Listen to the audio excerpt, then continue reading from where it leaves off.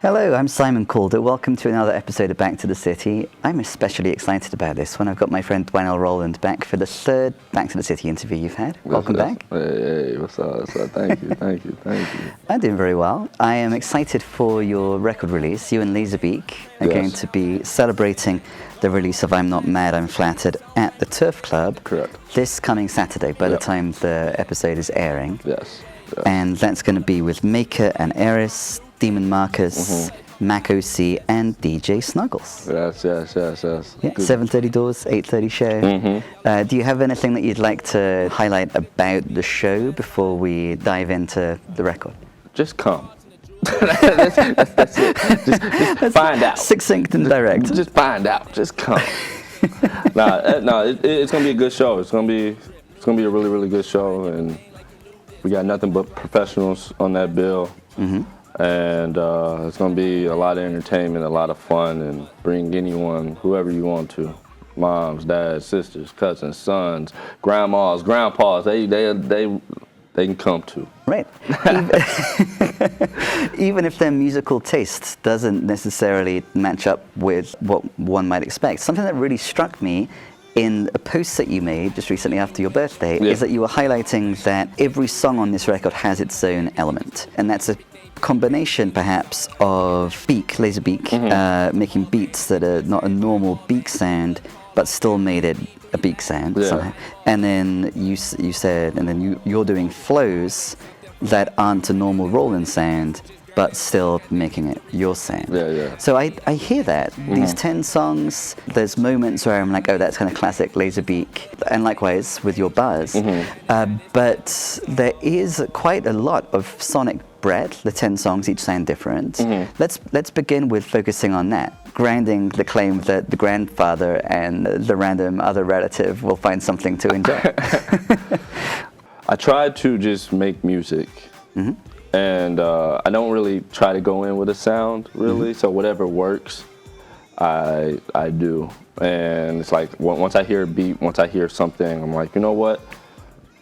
Let's go. And normally, a lot of these songs were in different time periods. Yeah. So some of them were made a couple of years ago, like 2 years ago. Others were made last year. Some were made a couple of months ago. And you were working on this project with LAZERBEAK already pre-pandemic, is that?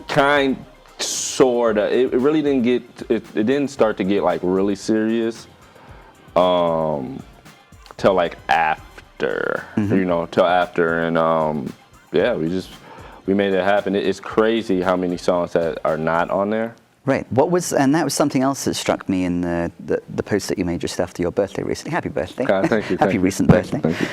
The fact that you kept adding shit to it and new songs and old songs and recalibrating. There could have been many more than 10 songs on this record. Oh, for sure. You've worked on more than 10 songs with LAZERBEAK. Yes, for sure. And so how did you narrow it down and have this sequencing and create this particular work of art with this narrative trajectory? I think it has one.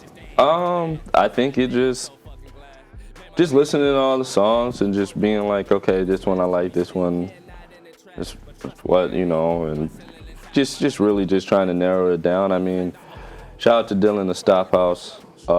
He has like all the songs on his computer that he mixes and masters. Yes, exactly, yes. So he mixes and masters my stuff and everything. He mixes and masters this album. And he has like all those old songs that were made then.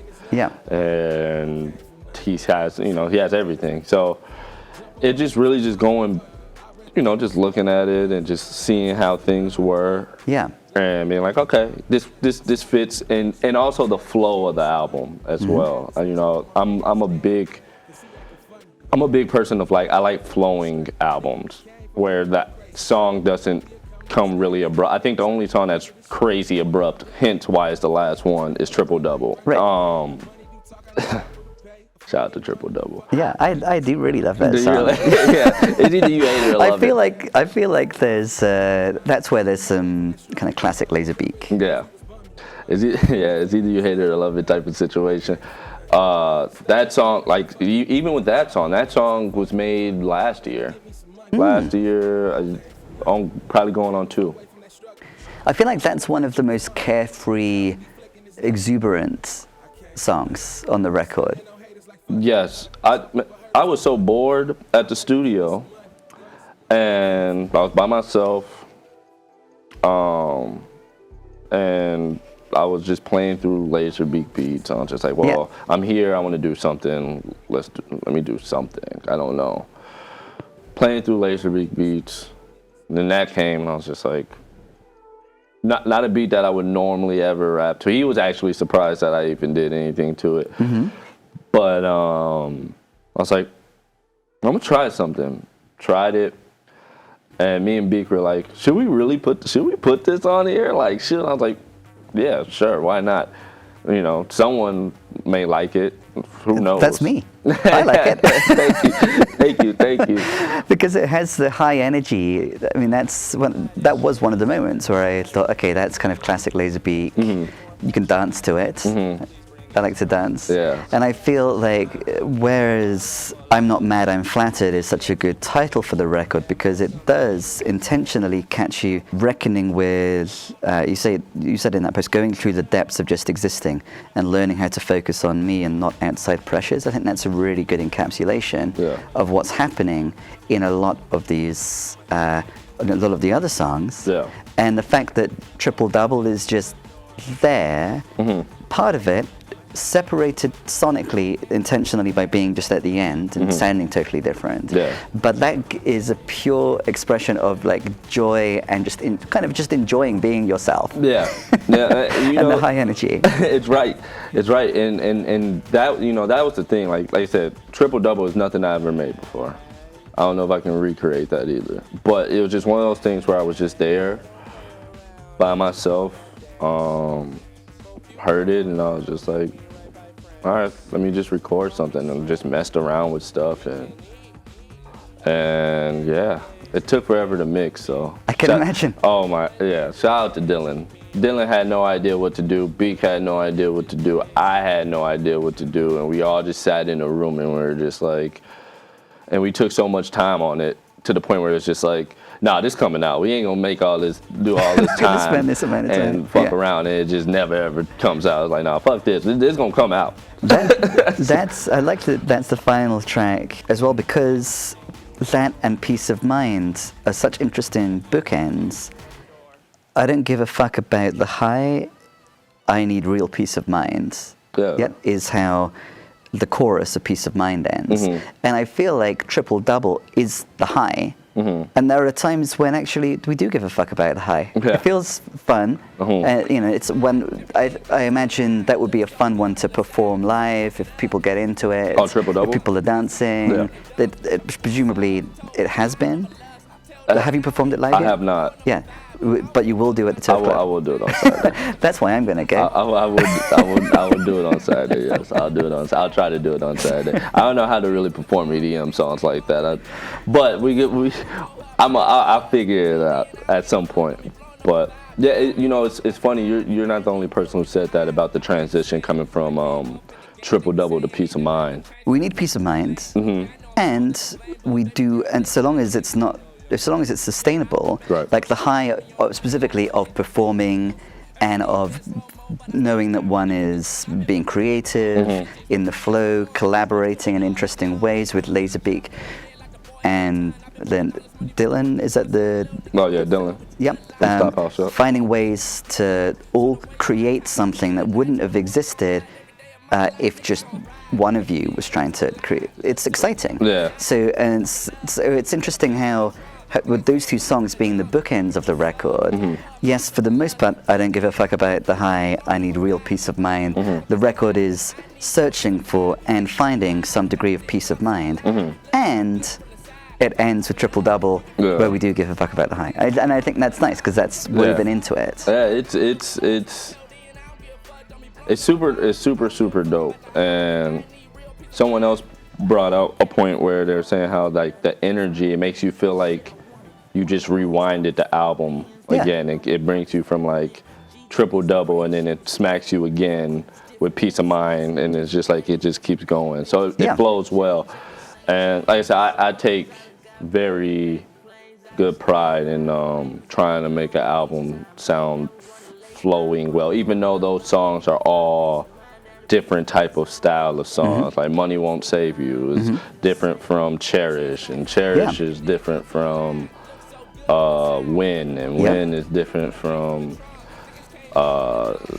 Love Me For Me, and so, but it all flows together, or at least I think, you know, I mean, probably to someone it's like, nah, this don't flow as well. But if it didn't flow as well, sorry, I'll do it. I'll try another time to make it flow better. But you'll keep on refining. Yeah, there you go. Yeah, I get you on the next one. So, you were saying about being in the studio, finding yourself listening to this beat Triple Double that you didn't expect, that neither you nor Beak expected you to work with. Are there any other moments where you can recall, like, hearing one of the beats that Beak had shared, and then can you recall for any of the other songs how you first were engaging with, responding to what Beak was giving you? What else? We had Peace of Mind, When, Love Me For Me, How You Feel probably might be one of them. Okay. Can you recall the moment where you were listening to the beat and the song idea was coming to you? I recorded How You Feel in Northeast, so I recorded that that was almost around the same time I recorded Triple Double. Yeah, that is the same time I recorded Triple Double, right around there. Yeah, it was literally the next day.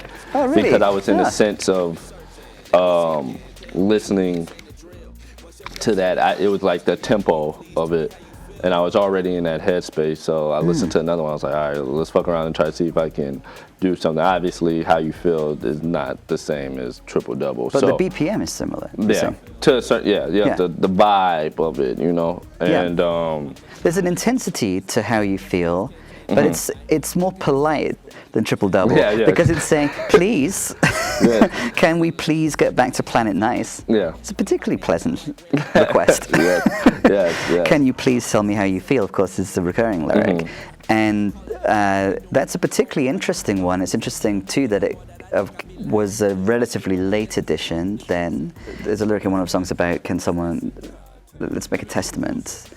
Let's document this. It's like a testament.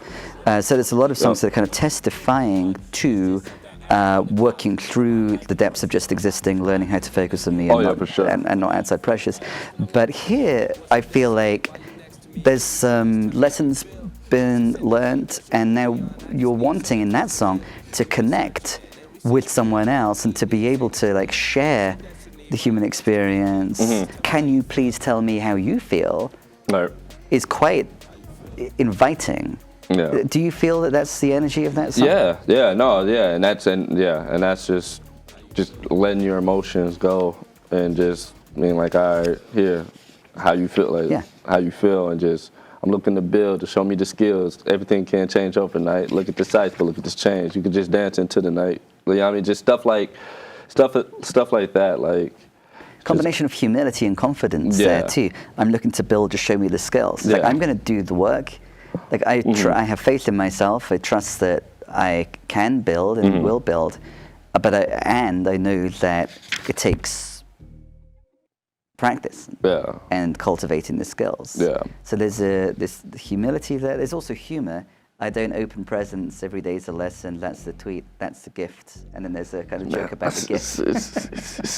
I like it. It's fun. Thank you. See, you catch it. It's playful. It's very playful. And you know, and that's the thing. I try to throw a little subtle little funny moments and quirky moments in there. And and that's what Tell Me How You Feel was. For me, it was just like one of those things where it's just like, it was simple, but I also wanted to talk about real shit, but make it vibey. It takes the excitement that we enjoy in Triple Double, but now it's excitement about truly connecting with someone. Yeah.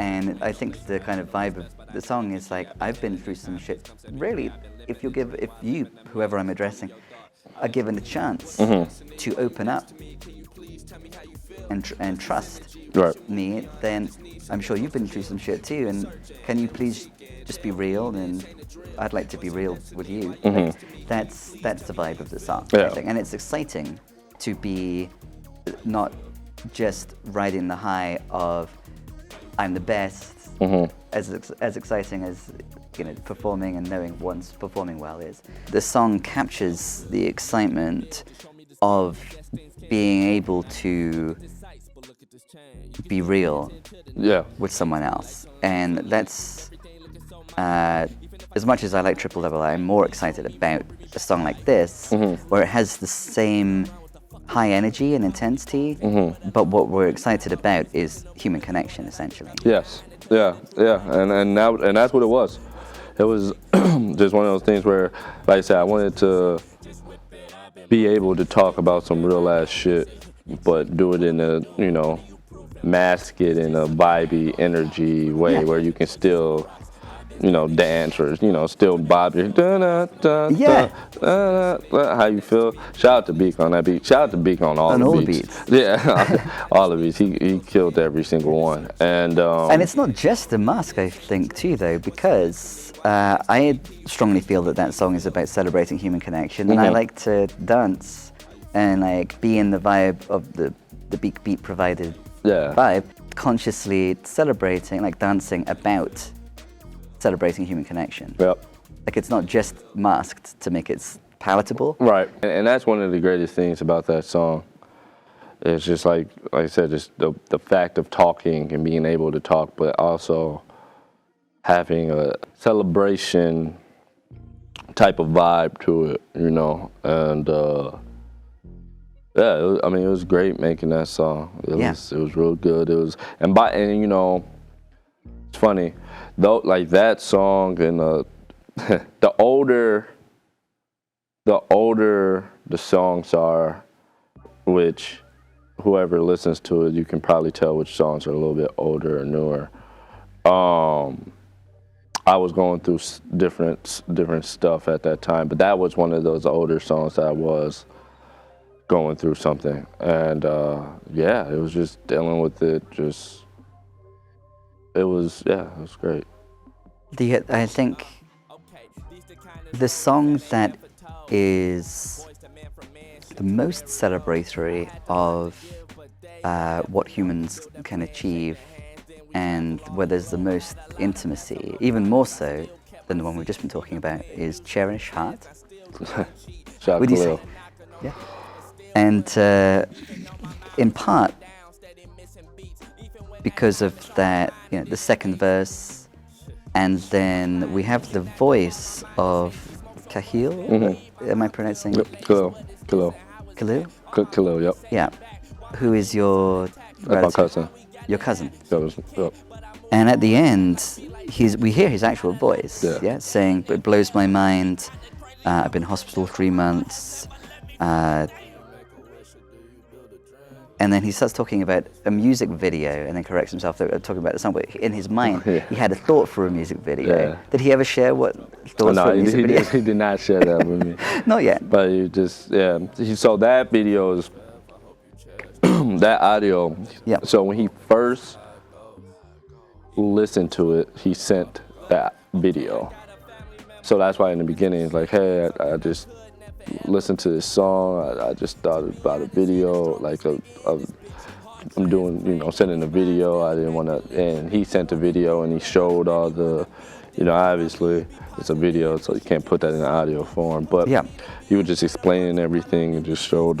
He was still, like, he's good now. He's good. He got a transplant. He had a transplant then, but like he was just freshly off of that, and now, he's exercising, working, doing stuff now, and he's back to living normal again.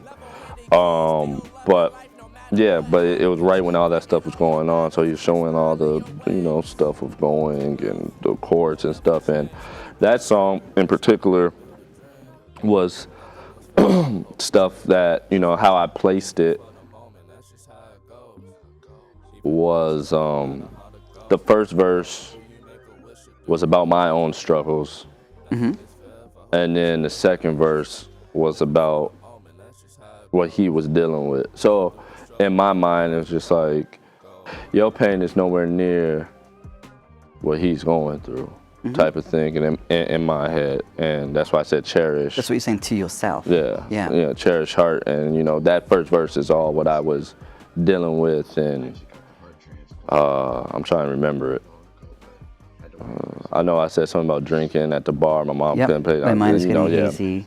Smoke so much damn weed. Yeah. And at that time, I was smoking a lot, and I never really smoked. My mum couldn't relate to me as the lyric after that. Yeah, so there are these moments where we're celebrating human connection on the one hand, and then we're lamenting obstacles. Yeah. But rather than just feeling sad, we're clear-sightedly witnessing the obstacles. Yeah. And then, as much as we're making plans to, like, put a record out and do well with one's music, we're also constantly making plans and recalibrating plans to not be held back by these obstacles to connection. For sure. And during all that time, especially that song, I was definitely drowning.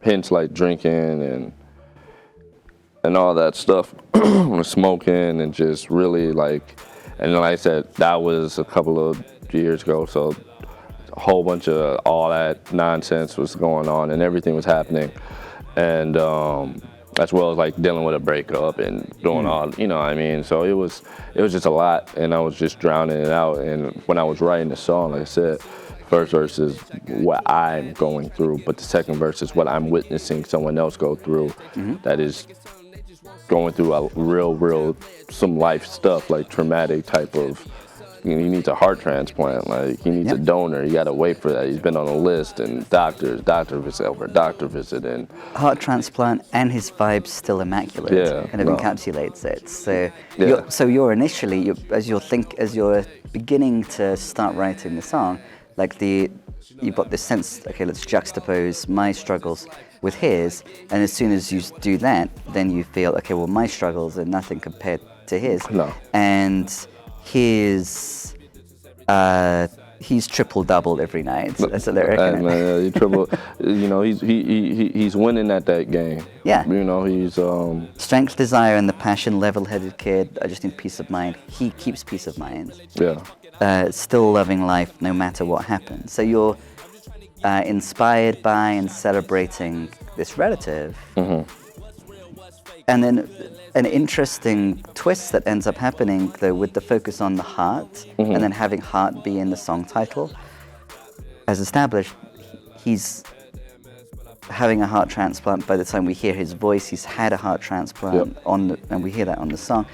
And the end of the first verse is, people got a lot to say, but they never ever met me. Kind of crazy how it went down, but my heart has never left me. Yeah. So your heart remaining constant, and then you looking up to this relative whose vibe is still immaculate, but whose literal heart has been transplanted. You get it, my man. Interesting. You get it, my man. You get it. Yeah, no, and that's why it's called Cherish Heart. You know what I mean? It's do you make a wish or do you build a dream?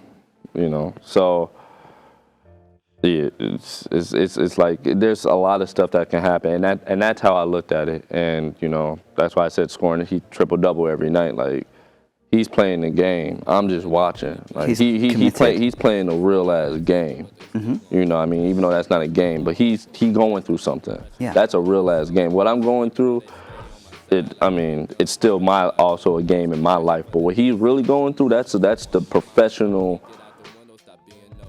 One of the most professional disasters that you can go through. Is he in a life boxer? or traumatic, huh?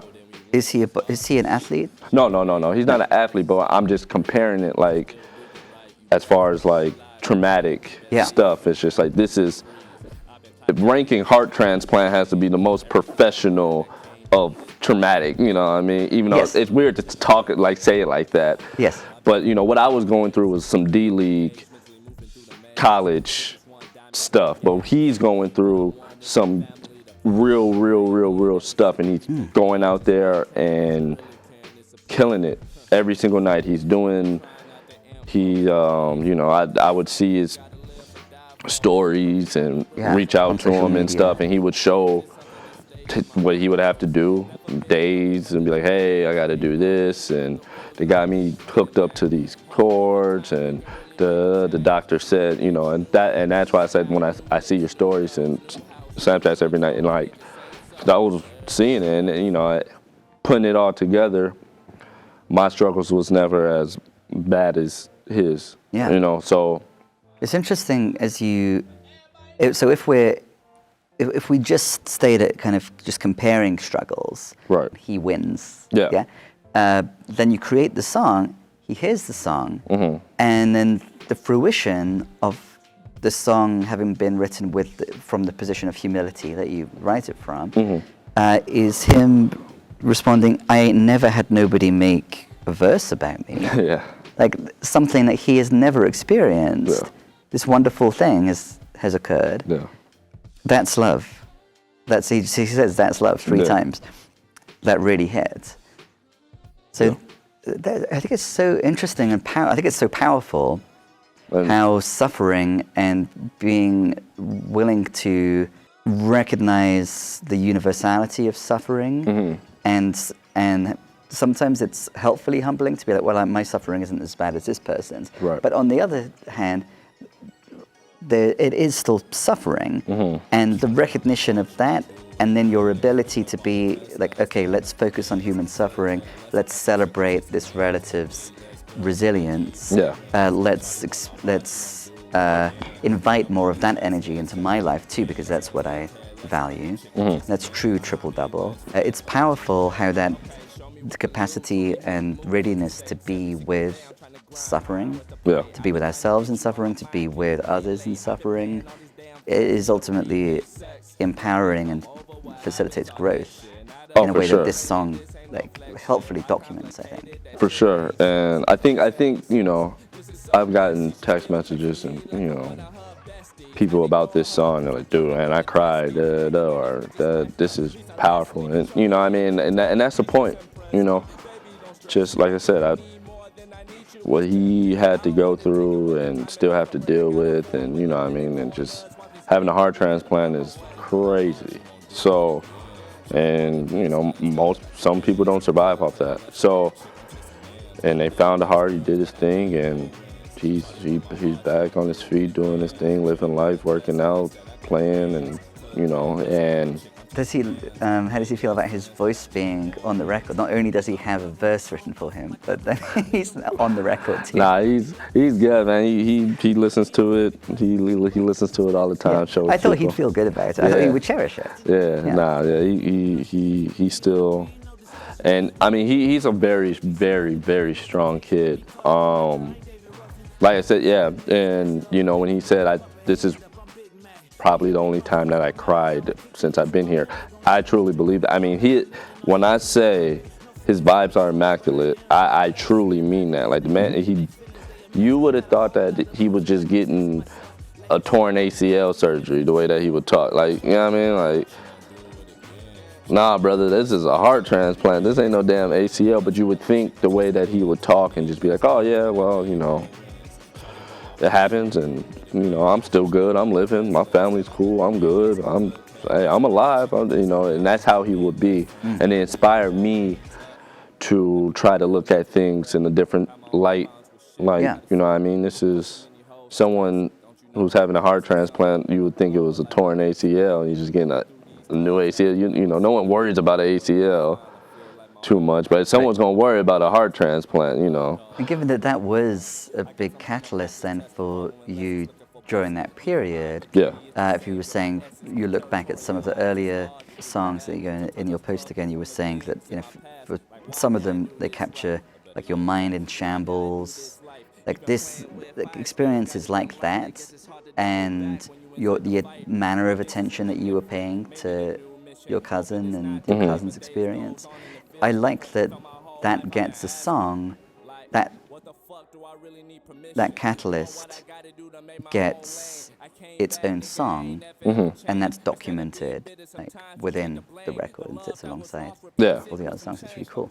Yeah, and thank you. I think, and you know, I think that's the good thing about this record is because they all came from different stages of what I was going through, and so that's why it doesn't sound all the same. It's not like I sat here and made this in a month. Yeah.